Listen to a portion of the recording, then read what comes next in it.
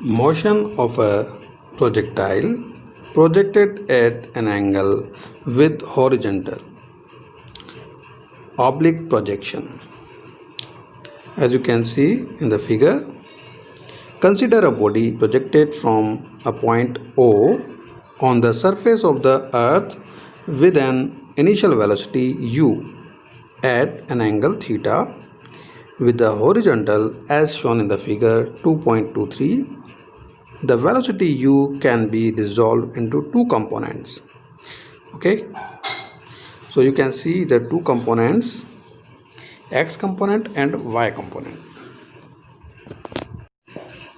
The first component is x component, is denoted by ux equals to u cos theta along the horizontal direction ox, and second one is uy equals to u sin theta along the vertical direction oy as shown in the figure.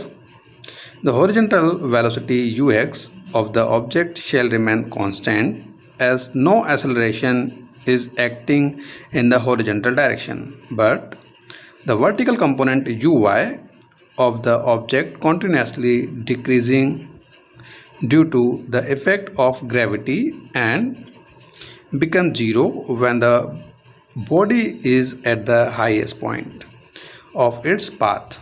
After this, the vertical component uy is directed downwards and increases with the time till the body strikes the ground at point B.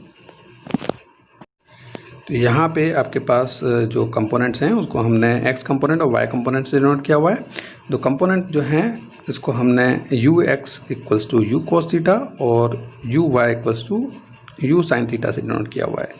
हमें पता है कि जो horizontal component है ux वो जो है पूरे ही मोशन में कांस्टेंट रहता है क्योंकि उसके ऊपर कोई एक्सेलरेशन काम नहीं करेगा. बट जो वर्टिकल कंपोनेंट है वेलोसिटी का वो क्या होगा, डिक्रीज होता रहेगा कंटिन्यूसली और जीरो हो जाएगा हाईएस्ट पॉइंट पे. ठीक है, तो पाथ है उसके हाईएस्ट पॉइंट पे उसकी वैल्यू जीरो हो जाएगी ड्यू टू ग्रेविटी. उसके बाद जो वर्टिकल कंपोनेंट है वेलोसिटी का uy वो डाउनवर्ड डायरेक्शन में हो जाएगा और कंटिन्यूसली इंक्रीज़ होगा. जब तक इंक्रीज़ होगा जब तक कि हमारा जो ऑब्जेक्ट है वो ग्राउंड पे पॉइंट बी पे स्ट्राइक ना करे. पाथ ऑफ द प्रोजेक्टाइल और trajectory. Let t1 be the time taken by the projectile to reach the point C from the instant of the projection. The horizontal distance traveled by the projectile in t1 is given by x equals to horizontal velocity into time.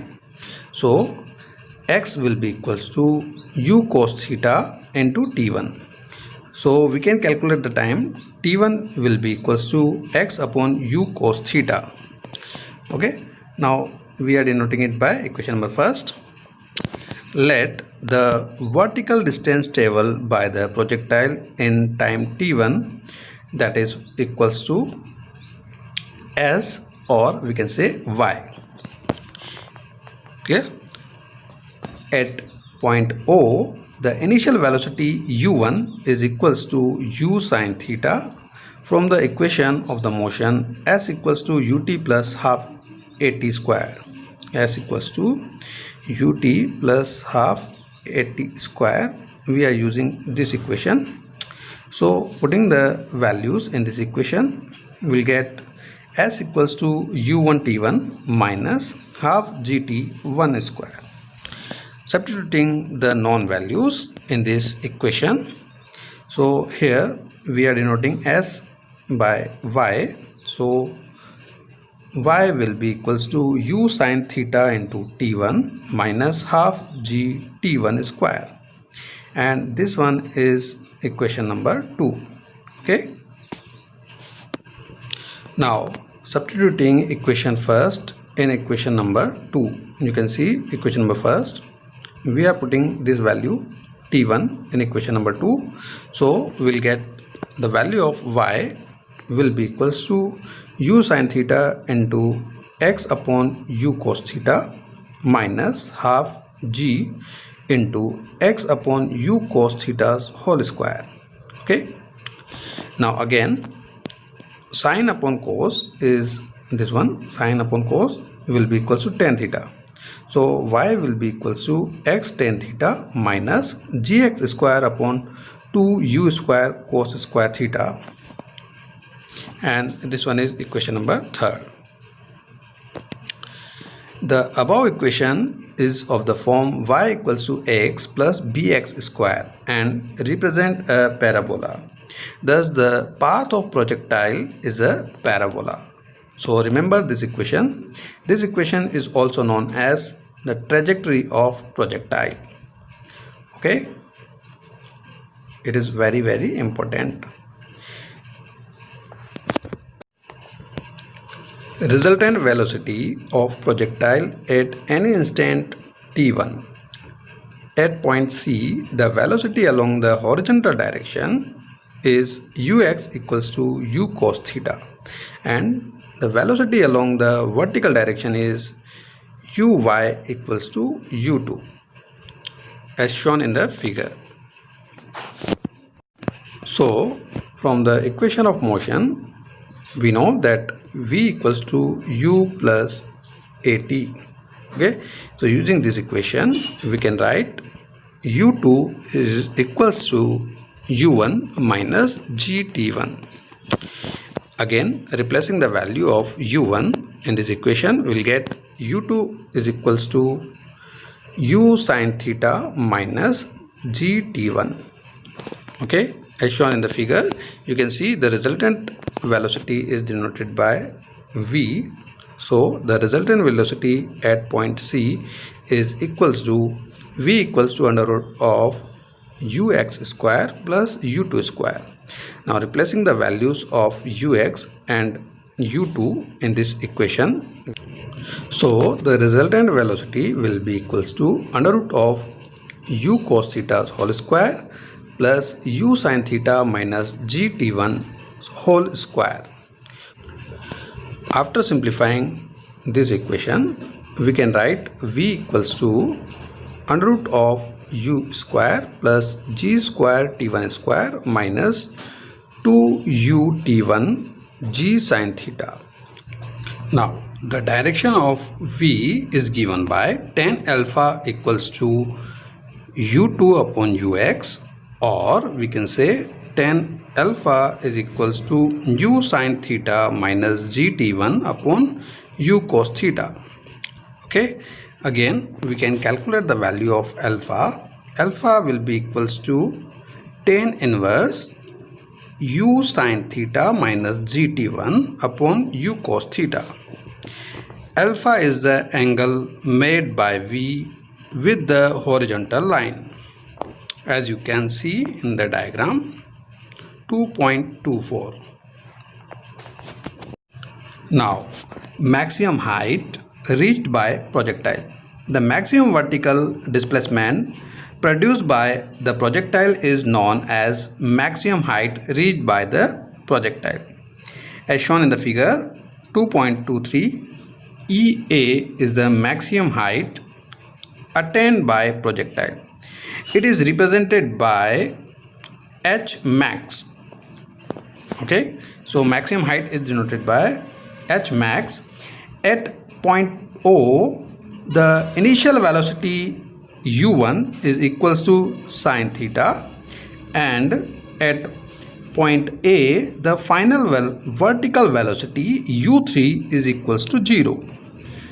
The vertical distance traveled by the object is denoted by Sy, or we can say H maximum. From the equation of motion, v square, we know that v square is equals to u square plus 2as. Using this equation, we can write u3 square is equals to u1 square minus 2gsy. Okay, now again the substituting the known values in this equation, we can write this equation as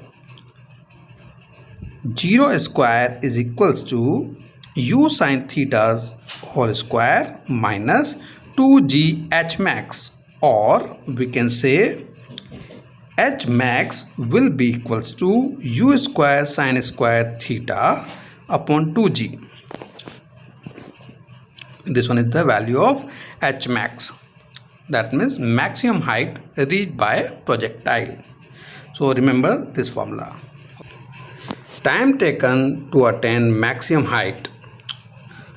Let small t be the time taken by the projectile to attain its maximum height.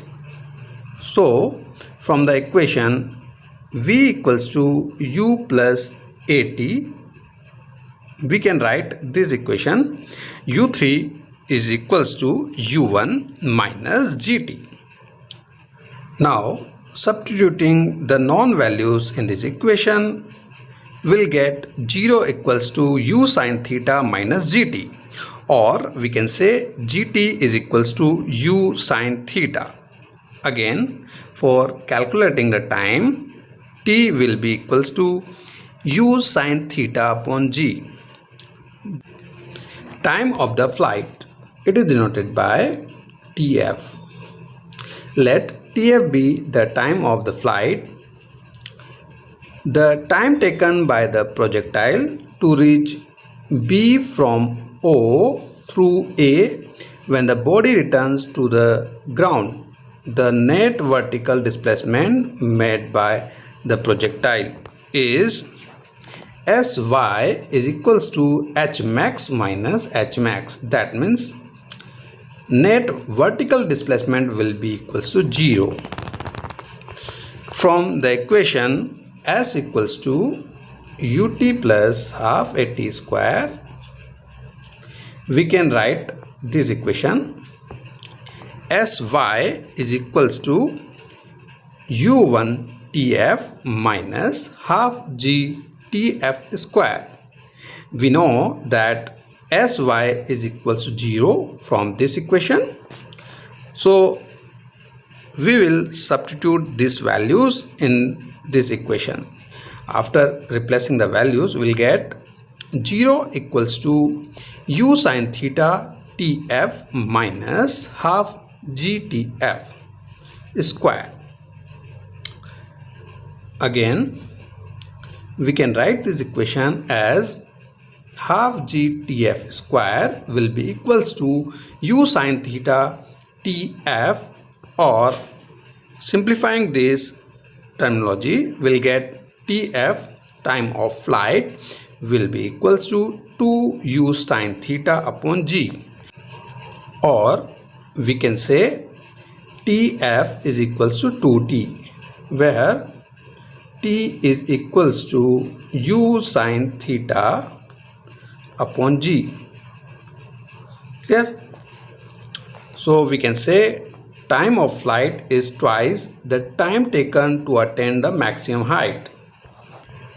Horizontal range. In this segment, we will calculate horizontal range of projectile. The horizontal distance OB is called the range of the projectile. The horizontal range is equals to horizontal velocity into time of flight. It is denoted by capital R is equals to u cos theta into tf. Clear?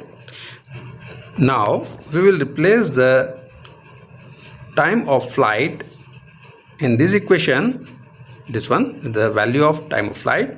So we'll get R equals to u cos theta into 2u sin theta upon g.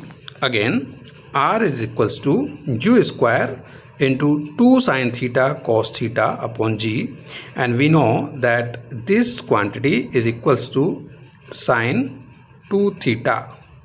So we'll replace it by sin 2 theta. So the horizontal range capital R will be equals to u square sin 2 theta upon g. The maximum range. From the equation number 8, it is seen that for the given velocity of projection, the horizontal range depends on the angle of projection only. The range is maximum only if its value of sin 2 theta is maximum. For the maximum range R max, sin to theta must be equals to 1. So when we equating it equals to 1, we'll get theta equals to 45 degree. Therefore, the range is maximum when angle of projection is 45 degree. In this case, we'll get maximum range R max will be equals to u square into 1 upon g, or we can say R max will be equals to u square upon g. So remember this condition. For getting the maximum range, we must put theta equals to 45 degree, or we can say the value of theta must be equals to 45 degree for getting the maximum range. Clear?